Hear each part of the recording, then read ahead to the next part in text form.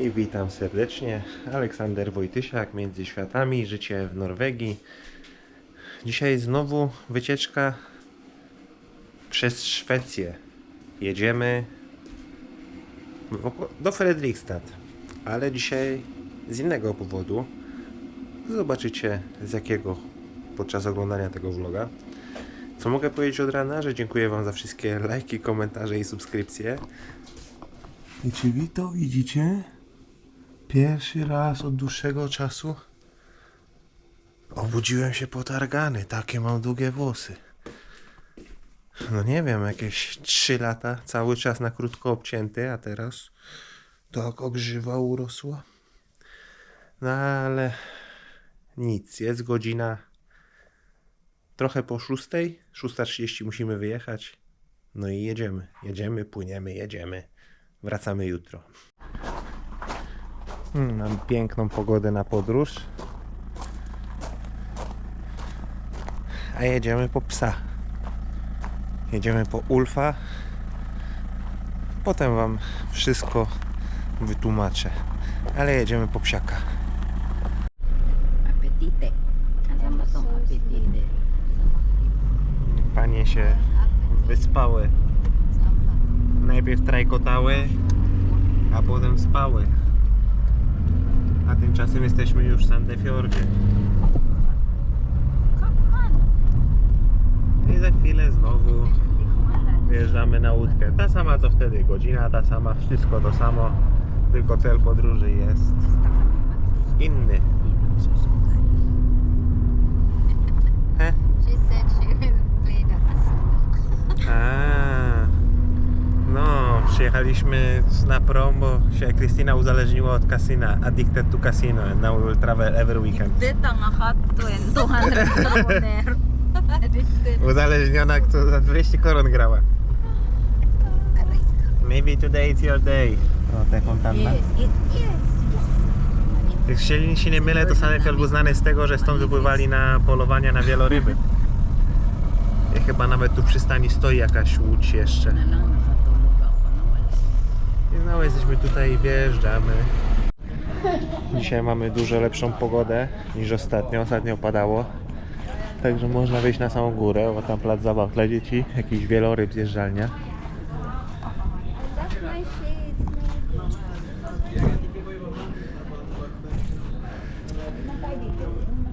Leżaczki. Którą mamy godzinkę? 9:30, godzina do odpłynięcia. Alam mo yung naka-shades ka po.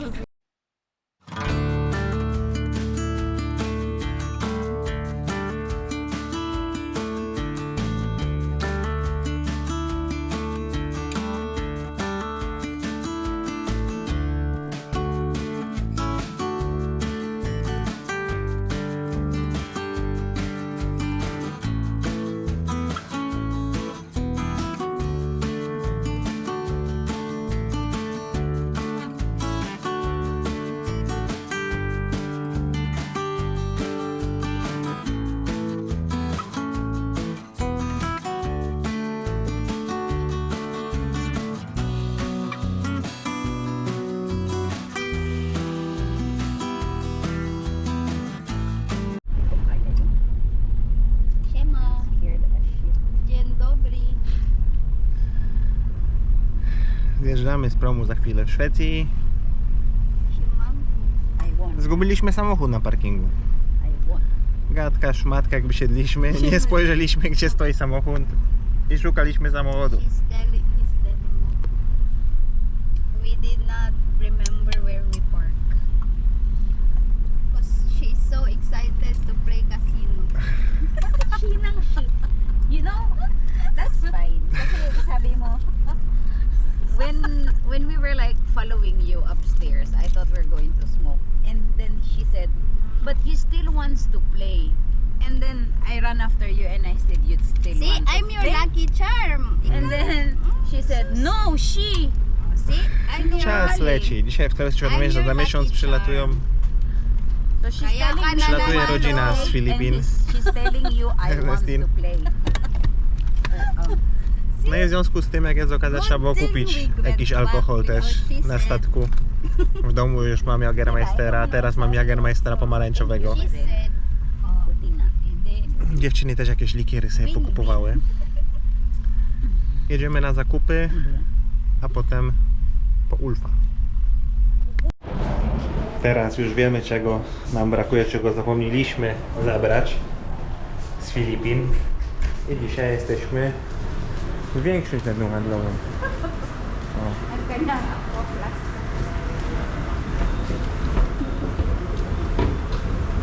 Nordby, centrum handlowe przy granicy Norwegii ze Szwecją. Tutaj wszyscy Norwegowie przyjeżdżają, jak chcą przyjechać do dużego centrum handlowego. Idziemy na zakupy. I idzie zaginiona turystka. A dopiero nas zaczęła jakby 5 metrów od nas. Ale to jest trzepok. Jak gdzie nie idziemy, to zawsze czegoś zapomni. Przyjechaliśmy na dół i zapomniała portfela. We can buy that on the way back. Tu był mój sklep zoologiczny, w którym kupowałem sobie rybki do akwarium kiedyś. Idziemy dalej. Idziemy coś zjeść i kupić kilka rzeczy. Bez śniadania, wiadomo. Napad na bufet. Znowu płacisz raz, tylko tutaj jest większa knajpa. I są bardzo różne jedzonka.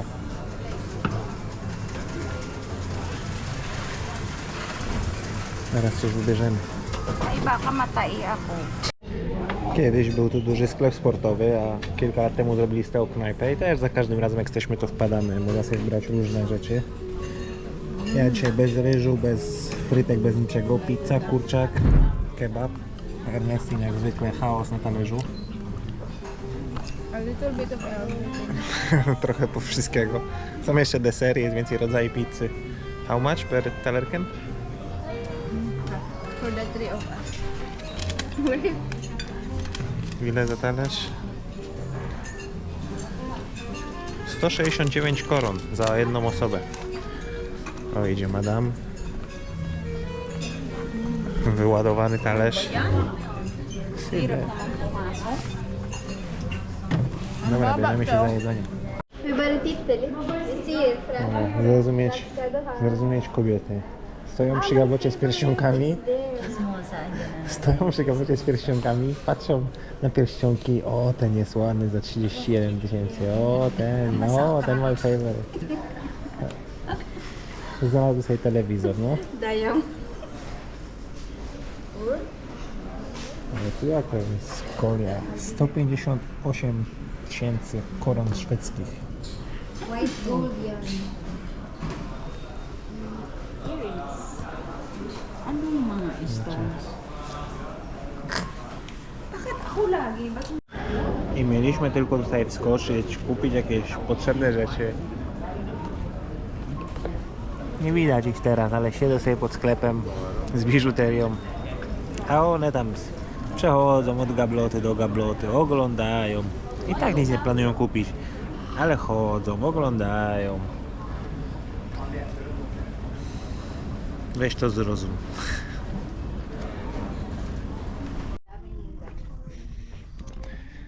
A teraz odwiedziliśmy Julę. A te dwie wariatki jak wpadły na siostrzuchami w Julii, to w Julii teraz będą stały przy lustrze i się przebierały. O, ciepłe Romania. bluzy. What from Romania? I will take it away nga. Śmieję się, że my, jak żebraczka pod sklepem w Norwegii. You will ask for en kroner, en kroner.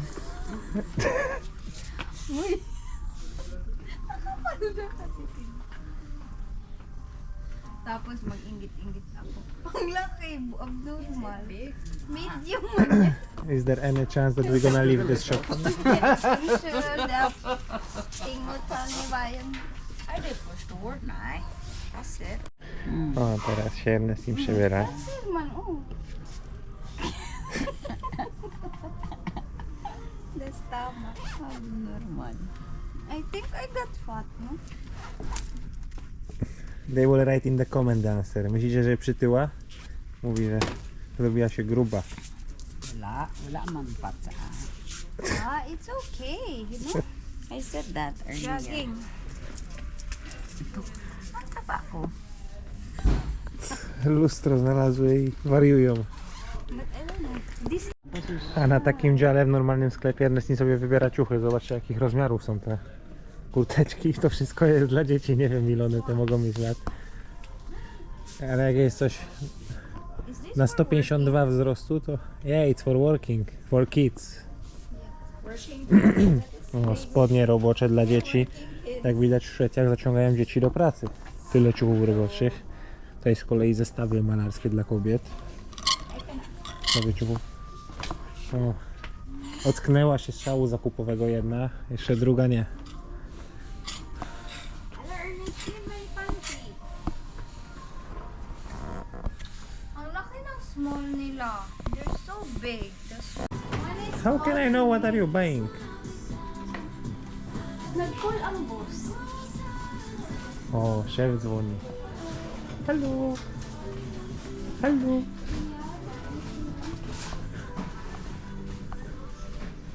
Yeah, hi to it.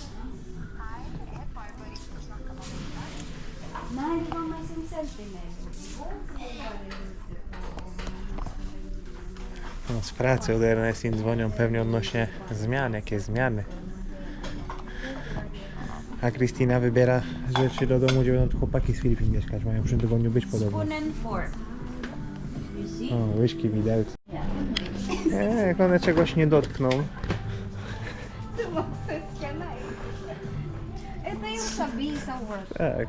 Co nie przejdą, to dotykają wszystkiego i sprzedają. Meron ka niyan sa bahay? Like kids. Sumakses ka na eh.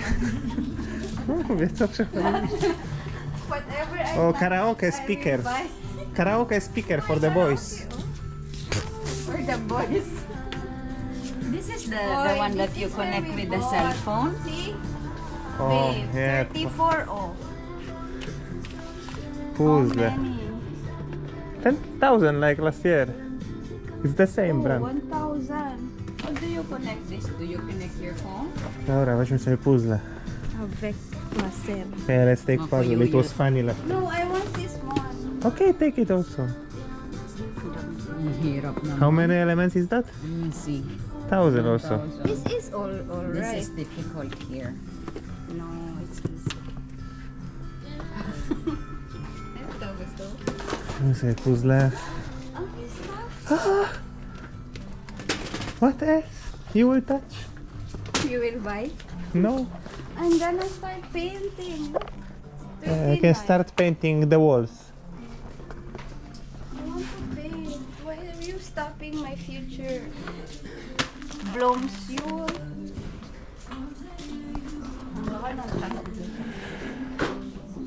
Ako wala. W trakcie takich ciężkich bojów, przecież z nimi chodzić na zakupy to jest gorzej niż jechać samochodem przez 12 godzin. Real coffee. So yummy. Jak zwykle matcha. Taste. Taste. You want? How is it? Guys. You like that? Ale mnie dzisiaj przeciągnęły, naprawdę. O. Nova. E? Where is Pickers? No ale teraz już na górę wjeżdżamy i mamy to z głowy, ten shopping z głowy. Talking to people. Zaskakująco mało ludzi dzisiaj w centrum handlowym. No a druga rzecz, która znowu rzuca się w oczy. Tell them how to be a man. About? A druga rzecz, która się rzuca w oczy. Jak wspominam odnośnie Norwegii, tak samo tutaj, gdzie to centrum handlowe to naprawdę ludzie się zjeżdżają z okolic i z Oslo i nie tylko tak, jak my przyjechaliśmy w ogóle z hektar, jeszcze problem, to też ludzie tak pływają.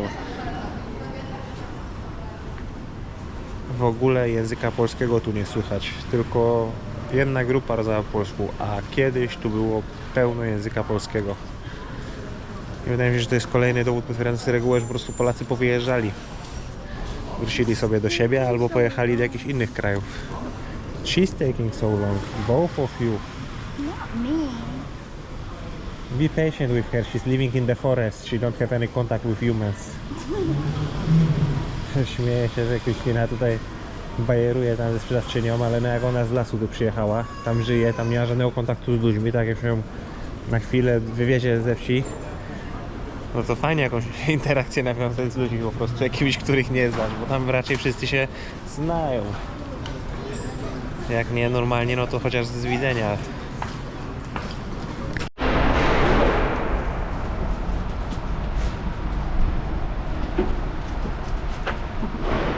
Jak się pani ja kupiłem. We have everything. Wala pa nga tayong pagkain. We should kill her already.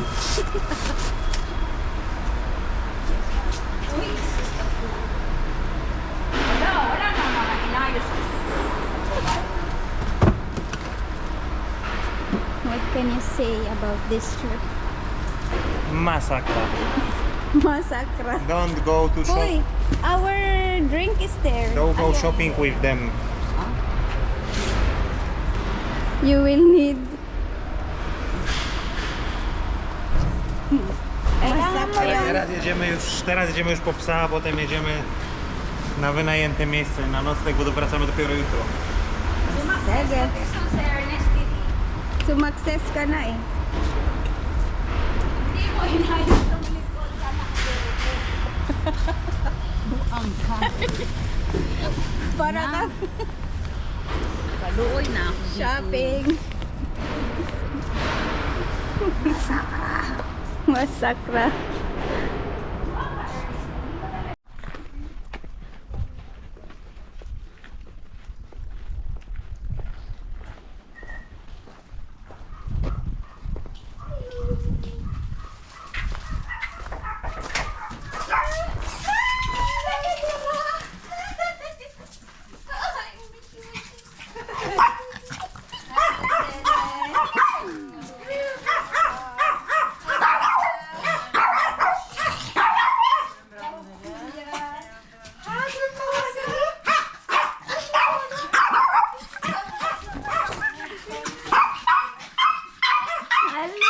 Namiss ang mama.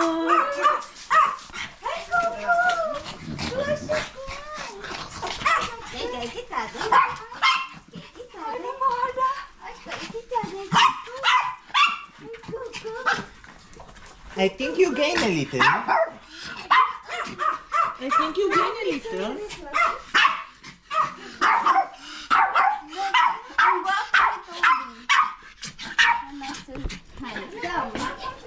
To jest Ulf. Ulfito. A tam jest jego brat Tubi. Turbion. Co tam idzie z nami?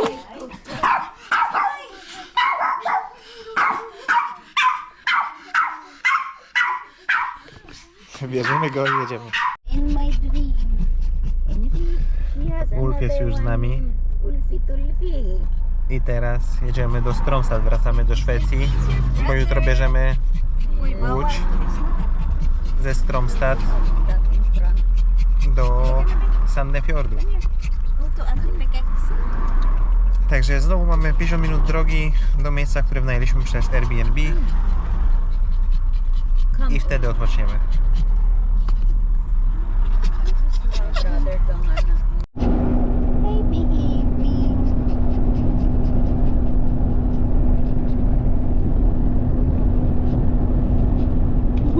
So cute.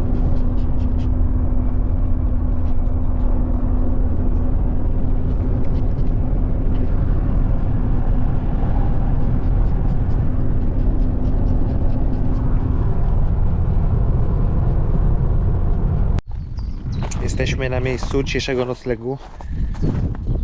Trochę od granicy z Norwegią, nie wiem, jakieś 50 km. Jeszcze trochę za Stromstad. O, siema Ulfek. Ulfi. How much was that to rent? Paid 700 or Yeah. 800. Ernestin mówi, że 700 czy tam 800 koron za nocleg, za wynajęcie tego Airbnb. What is here? Ah, you can go all around. I need to pee.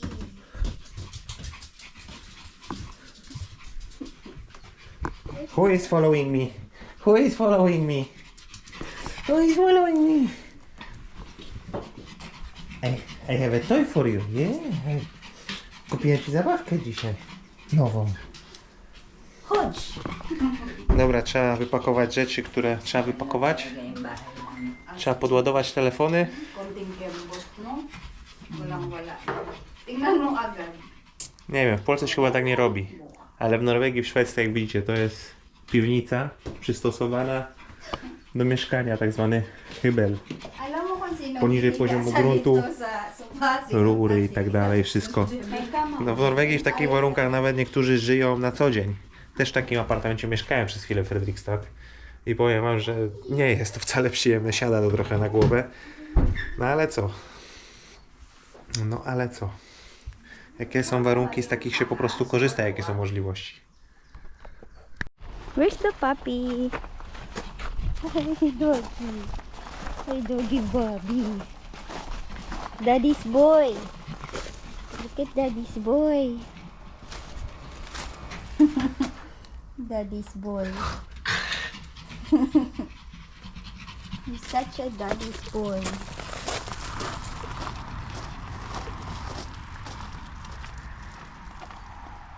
Helping?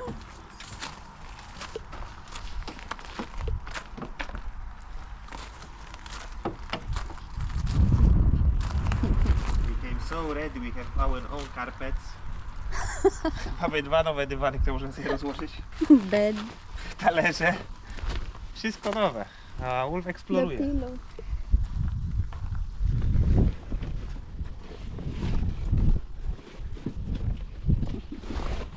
Hi, baby.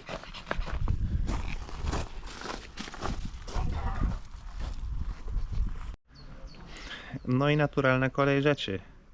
Pewnie część z was będzie się zastanawiała, kim jest Ulf, chociaż ci, co śledzą mój kanał od początku i widzieli shortsy, to widzieli już tego psa. Feni. Ulfen. Go hit. Kim jest Ulf? Ulf jest Szwedem. Urodził się w Malmo. Jest mieszańcem Pomeraniana i Chihuahua. I Ernestin go brała, jak był szczeniakiem. Feni, don't go there. Pies, którego widzieliście na tym nagraniu, biało-czarny, Tobi, to jego starszy brat. Z tej samej hodowli, ale jest między nimi bodajże 2 czy 3 lata różnicy. Nie pamiętam dokładnie teraz. A Ulf sam w sobie ma 9 lat. Jeżeli się nie mylę, to leci mu 9 rok. No i on był z Ernestin od malutkiego, od szczeniaka. Jak poznałem Ernestin, no to wiadomo, Ulf był. Ulf z nami żył. Mieszkał z nami w domu we Fredrikstad. Ale cały czas była zachowywana dobra relacja. Jeżeli chodzi o poprzednią relację Ernestin, bo tam jest Tobi, jego brat. No i jak trzeba było, my braliśmy Tobiego, jak jechali na wakacje na przykład na miesiąc, czy na ile trzeba było, jak nie wiem, remont, przeprowadzka, cokolwiek. Czasem brali Ulfa na tydzień, na 2 tygodnie, na miesiąc, jak byliśmy na wakacjach na Filipinach. Ale Ulf jest dość specyficznym psem. Jak od razu wytłumaczę, żeby potem nie było pytań, jak to było, że Ulf został tutaj w Norwegii, a mam pojechać na Filipiny, a teraz znowu jest z nami. Ulf, będąc szczeniakiem, widział, jak Tobi, jego brat, został zaatakowany przez innego psa. Od tamtej pory reaguje taką paniką. Nie akceptuje żadnych innych zwierząt, żadnego innego psa, zawsze szczeka. Tobi jest całkowicie inny, Tobi się i obwącha, i pobawi, i z kotami, i w ogóle. Ulf nie. Także to z góry dyskwalifikowało opcję, żeby Ulf mógł z nami lecieć na Filipiny, bo tam po prostu zdechłby ze stresu, biorąc pod uwagę to, ile tam jest bezpańskich psów i innych zwierząt. no nie wytrzymałby tam, poza tym jest psem leciwym. Całe życie spędził w Skandynawii i tu jest jego miejsce, tu jest jego dom. I trzeba było podjąć tą ciężką decyzję. Czy zostać w Norwegii tak długo, jak Ulf będzie żył, kosztem naszego zdrowia, jakiegoś tam, nie jakiegoś tam, no ale kosztem naszego zdrowia, załóżmy, że głównie psychicznego, bo oboje byliśmy strasznie wyczerpani z energii tutaj będąc w Norwegii, czy znaleźć inne rozwiązanie. No i to rozwiązanie pojawiło się po prostu. Mamy taką możliwość, bo ci inni ludzie, u których Ulf został, no to on też traktuje ich jak swoją rodzinę, jak swoje stado. Ma tam swoją babcię, która go rozpieszcza, która go uwielbia i w ogóle. Co tam? Cieszysz się, że jesteśmy? Że jedziesz w góry? Także Ulf został. Tak jak teraz na Filipinach została Rosie z kotem, to Ulf został w Norwegii. I to jest też jeden z głównych powodów, dla którego do Norwegii będziemy na razie przyjeżdżać, bo Ernestine chciałaby jeszcze mieć możliwość spędzić z nim trochę czasu. Wiadomo, mniejsze psy żyją dużo krócej niż jeszcze szczególnie takie, jakiś chihuahua z pomeranianem pomieszany, to nie jest kundelek, który będzie żył 18 lat raczej. Ma swoje problemy ze stawami. No nie było po prostu możliwości, żeby poleciał z nami na Filipiny. A okoliczności były takie, jakie były, więc po prostu taka została podjęta decyzja. I myślę, że to wszystko, co muszę na ten temat powiedzieć.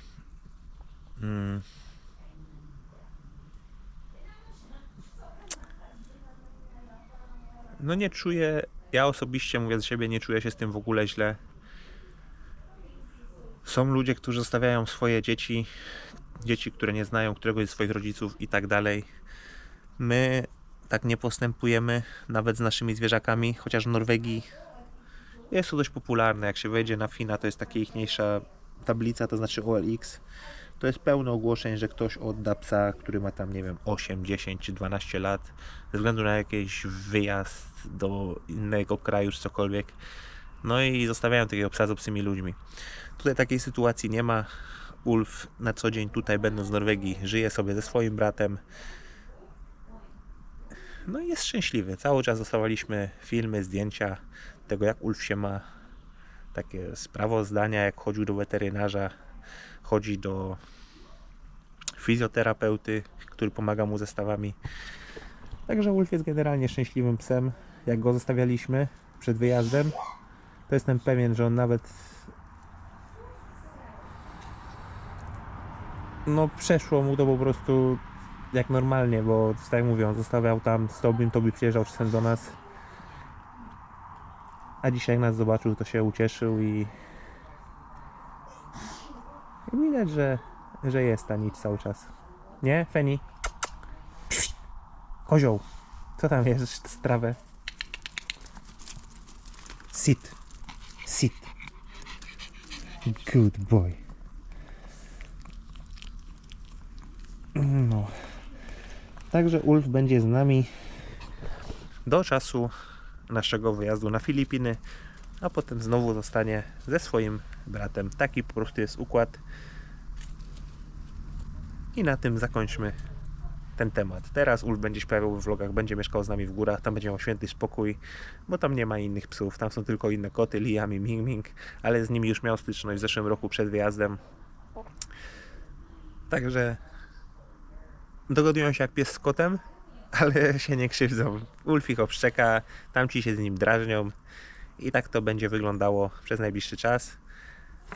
Ale Ulfowi bardzo służyło bycie w górach, gdzie właśnie bez żadnej smyczy może sobie chodzić samopas, wycieczki piesze na spacery tam w góry, tam gdzie biegałem, czy po polach, czy gdziekolwiek, to Ulf zawsze był z nami. Lubi pływać kajakiem. Także Ulfowi będzie teraz dobrze. Ale zarósł, jaki on jest włochaty. Chociaż nigdy nie był strzyżony. No i przyjechaliśmy tu na miejsce.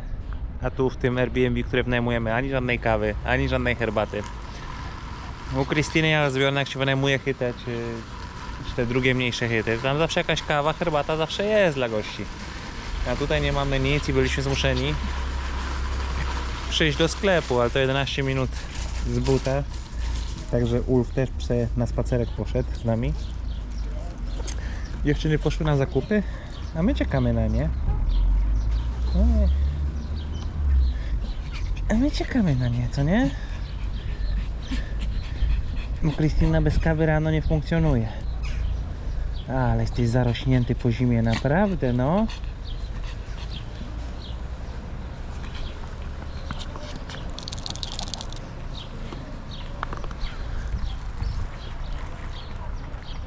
Ale jak szliśmy tutaj na miejsce, to nikogo po drodze nie spotkaliśmy. Dopiero pod sklepem jest jakiś ruch. Tak to miasto duchów, tu gdzie jesteśmy. Miasto, mieścina, nie mam pojęcia nawet, gdzie my dokładnie jesteśmy, jak to się nazywa. Bo tyle co nawigacja wpukana i jechaliśmy do celu. Teraz wrócimy do domu. Jest tam internet. Muszę zedytować kolejny film, żebyście mogli zobaczyć go w weekend. I tak to po prostu leci. A jutro mamy prom powrotny o 12:30, jeżeli się nie mylę. To jeszcze od rana przed promem pojedziemy na zakupy spożywcze, żeby kupić mięso, kiełbasy i tak dalej, skoro już tak tu jesteśmy. Ładujemy się na prom 2 godzinki, to przynajmniej 14:30 jesteśmy w Sandefjordzie.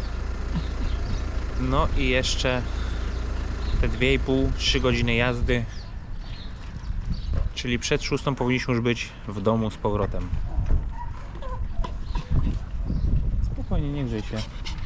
Nie grzej się. On tak właśnie ma. Tak jest właśnie Feni.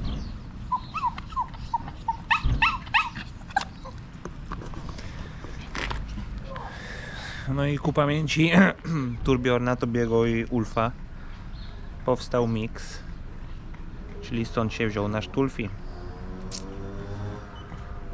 którego już z nami nie ma.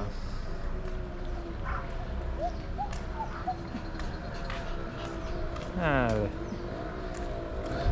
wiecie jak jest. Pewne rzeczy już się dzieją, już się nic z tym nie zrobi i trzeba zaakceptować stan faktyczny. Jest Rosie, jest kot, mus. Także wszystko jest w porządku. No i jest Ulf. No i jest nasz Ulf. Nic się nie zmieniło jego zachowanie. Od czasu, kiedy zostawiliśmy go tam z bratem, to nic. Żadnego focha nawet nie mam. Mama moja Majorka, tylko Molly już jest w podeszłym wieku. To Molly ma fochy i dąsy, jak mama pojedzie gdzieś i nie będzie jej w domu 1 czy 2 dni, tak jak teraz była na wycieczce, to Mola nie chce jeść, czy strajkuje po prostu, a Ulfowi to nie robi żadnej różnicy. Będziemy zbliżali się do końca dzisiejszego vlogu. Jutrzejszy powrót to będzie już kolejny vlog, ale podzielę się sprzeczeniami na temat miejsca, w którym jesteśmy. Nie wiem, jakie są wymogi w szwedzkim prawie odnośnie miejsca przystosowanego do życia. Niemniej jednak, tu mamy wysoki próg. Ja mam 1,78 m, a tu już mamy sufit. W Norwegii by to nie przeszło, ona jest w takim piwniczym apartamencie. Druga sprawa, ale to już jest bardziej dyskusyjne. Mamy małe okna, które są dość wysoko nad podłogą. W Norwegii, mając taki apartament w piwnicy, musi być drugie wyjście ewakuacyjne, jeżeli główne wyjście by nie działało. Jednakowoż są tu schody na górę, które pewnie prowadzą do mieszkania właściciela. Jeżeli te drzwi nie są na stałe zamknięte kłódką, to pewnie by to przeszło. No ale nie jestem o tym przekonany, czy tak jest, czy nie. No w Norwegii nie można było czegoś takiego wynająć. A inna sprawa to, o czym wam pokazywałem w pracy i o czym mówiłem w pracy. Mamy drewnianą fasadę, nabitą na łaty. Nie ma tutaj żadnej przestrzeni, chociaż to jest dom drewniany na murowanym fundamencie, czyli ta ściana nie ma w ogóle opcji oddychania tej przestrzeni, którą wam tłumaczyłem, jak ja robiłem fasadę. I to samo na górze, podbitka też jest szczelna, widać, że jest zamalowana, poakrylowana czy poklejona jakimś klejem stópki. W ogóle ten budynek nie ma możliwości oddychania, ale to też nie jestem do końca przekonany, bo w Szwecji nie budowają domów. A może jest po prostu inaczej niż w Norwegii. Nie wiem. No i kolejne spostrzeżenie z dzisiaj. Miejsce, w którym mieszkaliśmy, Fredrikstad, uchodzi za takie miejsce typowo letnie w Norwegii. Jest tam ciepło, bo wszystko co z zachodu, cały chłód, który idzie z zachodu, zatrzymuje się na fiordach, na górach, na tych wyżynach, płaszczyznach, płaskowyżach, na których my teraz obecnie jesteśmy w Telemark. I tam jest jeszcze chłodno. 10 stopni. Jakby dzisiaj może było z 10 stopni, nie wiem dokładnie. Było słonecznie, ale jak już jechaliśmy, to już byliśmy w drodze. A przyjechaliśmy do Fredrika i w Fredriku 22 stopnie. Od drugiej strony. Ze wschodu osłania nas od Finlandii Szwecja. Jeżeli chodzi o Fredrikstad. Fredrikstad leży nad całym morzem. Jest to bardzo ciepłe miejsce. Amplituda roczna temperatur jest taka jak w Łodzi. Jak sprawdzałem miejsce, do którego będę emigrował, to było tak jak w Łodzi. I takimi przemyśleniami, szybkimi, krótkimi przemyśleniami, mogę wam jeszcze pokazać, bo tu jest jeszcze taki drugi domek, w którym właściciel tego Airbnb powiedział, że możemy tutaj normalnie sobie spać bez dopłaty. Tutaj też są 2 łóżka. No ale to jest taki, trochę jest tu powietrze takie ciężkie, nie będziemy tutaj spali. Będziemy wszyscy spali tam. Tam są 2 łóżka zsunięte w jedno duże łoże, a sofa też jest taką sofą, na której da się spać, da się rozłożyć, da się na niej spać. Także wszyscy będziemy spali w tym mieszkaniu, w którym jesteśmy. I tymi krótkimi refleksjami kończę dzisiejszy vlog. Dziękuję wam za wszystkie komentarze, za lajki, za zaangażowanie, za udostępnianie moich filmów. Niech się to niesie. Pozdrawiam was serdecznie. Aleksander Wojtysiak, Między Światami. Życie w Norwegii. I do zobaczenia.